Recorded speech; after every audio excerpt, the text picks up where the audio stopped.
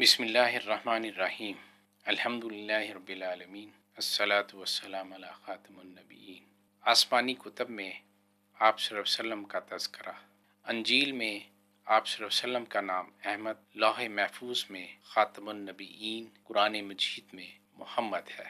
अल्लाह ताला इरशाद फरमाते हैं, सूरह अराफ आयत नंबर 157, तर्जमा: जो लोग ऐसे रसूल नबी उम्मी का इत्तबा करते हैं जिनको वो लोग अपने पास तौरात और अंजील में लिखा हुआ पाते हैं। सूरह फतह आयत नंबर 29।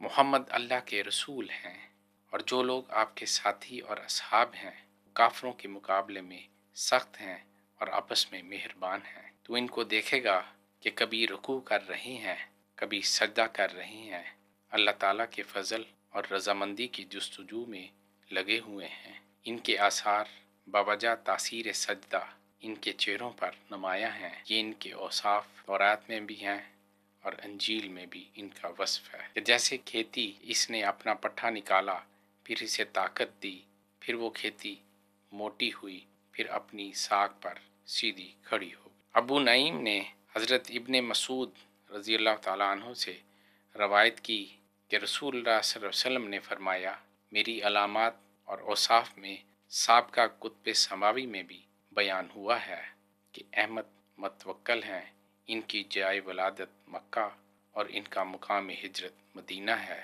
ना वो बदखुल्क हैं, ना वो सख्त मजाज हैं, और ना बुराई का बदला बुराई से देने वाले हैं, बल्कि बुराई का बदला भलाई से देने वाले हैं।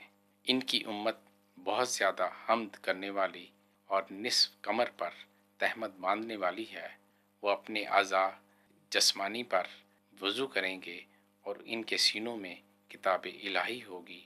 वो नमाज़ों के लिए इस तरह सफ़ बांधेंगे जिस तरह मैदान जंग में सफ़े बांधी जाती हैं। इनकी कुर्बानियाँ ऐसी होंगी जिससे मेरा कुर्ब हासिल होगा। रातों में इबादत करेंगे और दिनों में शेर दिल जंग करेंगे। कुरान मजीद में हक ताला फरमाते हैं, ए नबी, बेशक हमने आपको शाहिद, मुबश्शिर, नज़ीर और उम्मियों के लिए पनाहगना बना कर भेजा है। आप मेरे बंदे और रसूल हैं। हाकिम व बैकी और इब्ने असाकर ने हज़रत अली रज़ी अल्लाह ताला अन्हु से रवायत की कि रसूल सल्लल्लाहु अलैहि वसल्लम के ज़िम्मे एक यहूदी के कुछ दिनार थे। यहूदी ने हुज़ूर सल्लल्लाहु अलैहि वसल्लम से तकाज़ा किया। हुज़ूर सल्लल्लाहु अलैहि वसल्लम ने इससे फरमाया, इस वक्त तो मेरे पास कुछ मौजूद नहीं कि मैं तुमको अदा करूं।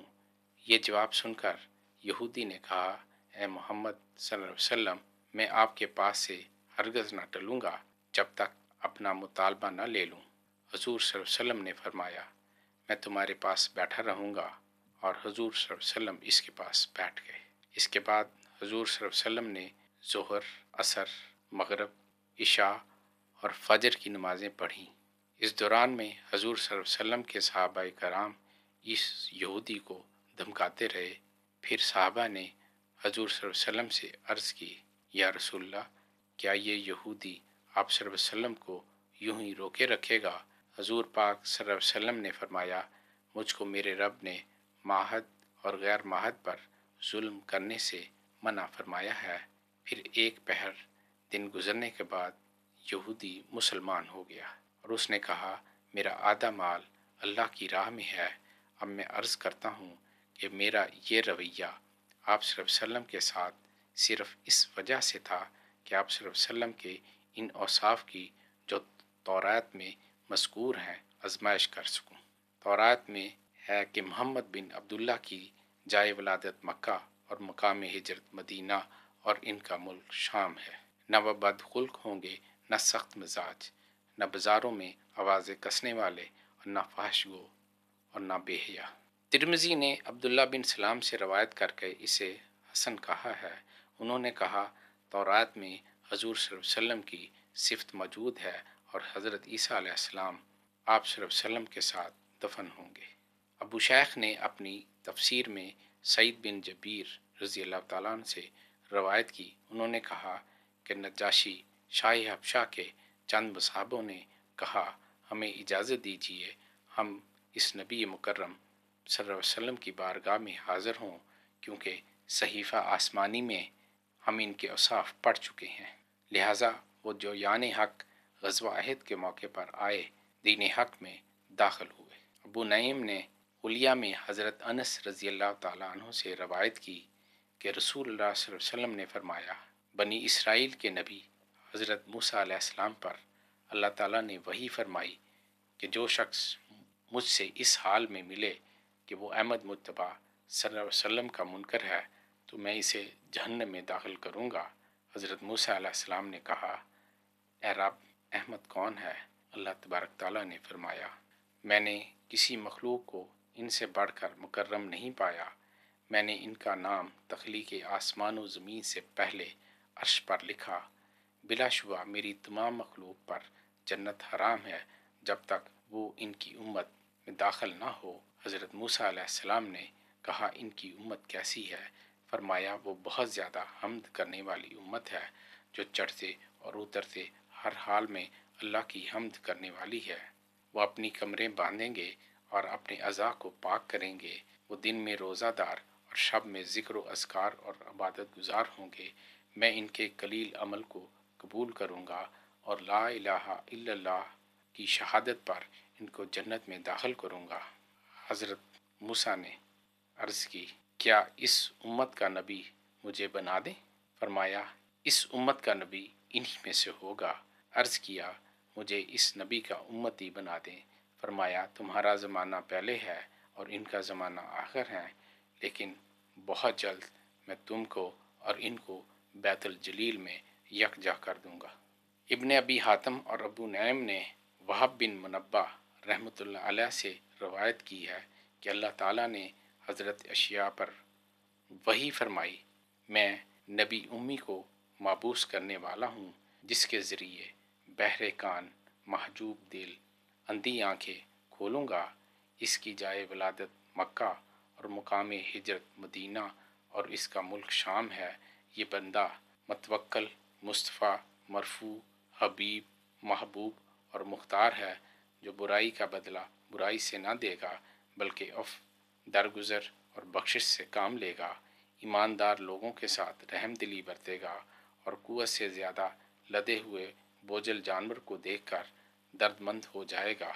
بے سہارا عورت کی گود میں یتیم بچوں کے لیے وہ دل گرفتہ ہوگا، نہ وہ بد خلق ہوگا، نہ سخت مزاج، نہ بازاروں میں شور مچاتا پھرے گا، نہ فحش کے ذریعے زینت کو پسند کرے گا، بری بات نہیں کہے گا۔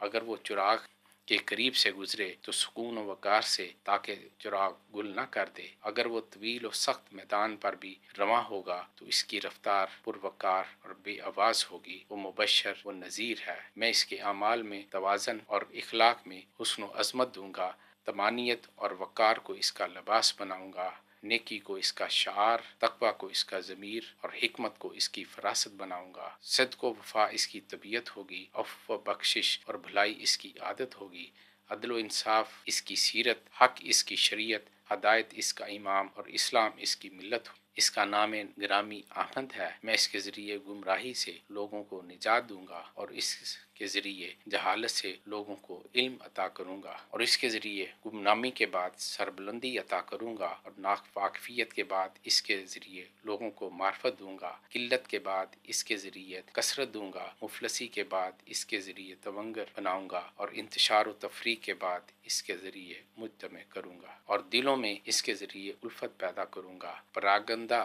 خیالات مختلف گروہوں کے درمیان اتحاد فکر اور خیر سگالی پیدا کروں گا، اور اس کی امت کو خیر الامت یعنی بہترین امت بناؤں گا۔ جو لوگوں کی ہدایت کے لیے ظاہر کی گئی ہے، وہ امت نیکی کا حکم دے گی اور برائی سے منع کرے گی۔ وہ لوگ میری وحدانیت کا چرچا کریں گے اور مجھ پر ایمان لائیں گے، میرے ساتھ عقیدہ اور محبت میں اخلاص ہوگا، اور میرے تمام انبیاء اور رسول جو الہام و ہدایت لائے ہیں وہ ان سب کی تصدیق کریں گے۔ وہ لوگ نمازوں کے اوقات کے لیے سورج کے طلوع و غروب پر نظر رکھیں گے ہوں گے، ایسے چہروں، ایسی روحوں کو خوشخبری ہو جو میرے ساتھ خلص ہوں گے۔ میں ان کو مسجدوں میں، مجلسوں میں، ان کے کاروباری اداروں میں، ان کی گزرگاہوں میں، ان کی آرام گاہوں میں تسبیح و تکبیر، تحمید و توحید کرنے کی توفیق دوں گا۔ وہ اپنی مساجد میں اس طرح صفیں بنائیں گے جس طرح عرش کے گرد فرشتے صف بناتے ہیں۔ وہ میرے محبوب، محسن اور مددگار ہیں۔ میں ان کے ذریعے اپنے دشمنوں سے بدلہ لوں گا۔ وہ میرے لیے قیام و قعود اور رکوع و سجود کے ساتھ نمازیں پڑھیں گے۔ وہ میری رضا خوشنودی کی خاطر اپنا دیار، اثار اور جائیداد سے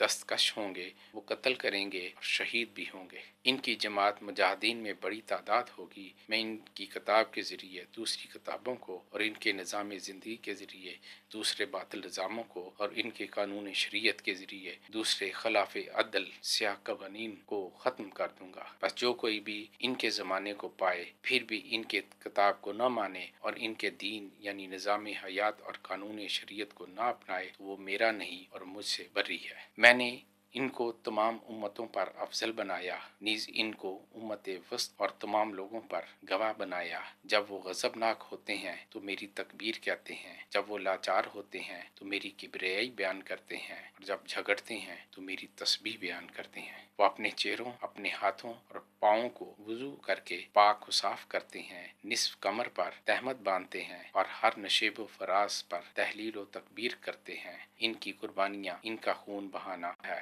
کتاب اللہ ان کے سینوں میں محفوظ ہے۔ وہ رات کو عبادت کرتے ہیں، دن کو روزہ رکھتے ہیں۔ ان کا منادی یعنی مؤذن اپنی آواز سے فضائے آسمانی میں گونج پیدا کرتا ہے، جس طرح شہد کی مکھی کی بنبناہٹ ہوتی ہے۔ خوشخبری ہو اسے جو ان کے ساتھ ہے، ان کے دین، ان کے طریقہ اور ان کی شریعت پر ہے۔ یہ میرا فضل ہے، میں جسے چاہتا ہوں دیتا ہوں، اور میں ہی صاحب فضل عظیم۔ بہقی نے حضرت ابن عباس سے روایت کی ہے کہ آن حضرت صلی اللہ علیہ وسلم کی خدمت میں جارود بن عبداللہ رضی اللہ تعالیٰ عنہ آئے اور اسلام قبول کیا۔ پھر کہا، قسم ہے اس ذات اقدس کی جس نے آپ صلی اللہ علیہ وسلم کو حق کے ساتھ معبوس فرمایا، بلا شبہ میں نے انجیل میں آپ صلی اللہ علیہ وسلم کی صفت پائی ہے، اور یقیناً آپ صلی اللہ علیہ وسلم کی بشارت ابن مریم حضرت عیسیٰ علیہ السلام نے دی ہے۔ ابن قتابہ نے کہا ہے، جب بانس لمبا ہو، اس پر تھوڑی سی ہوا چلے یا لطیف شخص بھی اس پر سے گزرے تو اس میں حرکت پیدا ہوتی ہے، آواز پیدا ہوتی ہے۔ اللہ تعالیٰ نے ارادہ فرمایا کہ حضور صلی اللہ علیہ وسلم اس طرح پروقار ہوں جس طرح پرسکون پرندہ ہوتا ہے۔ امام بہقی نے حضرت وہب بن منبہ رحمۃ اللہ علیہ سے روایت کیا ہے کہ رب تعالیٰ نے زبور میں حضرت داؤد علیہ السلام کی طرف وحی کی، اے داؤد، عن قریب آپ کے بعد ایک نبی آئیں گے، احمد اور محمد صلی اللہ علیہ وسلم ان کے اسم گرامی ہوں گے۔ وہ سچے ہیں، وہ کبھی بھی ان سے ناراض نہیں ہوگا، وہ کبھی بھی میری نافرمانی نہیں کریں گے۔ میں ان کے اگلوں اور پچھلوں کی خطائیں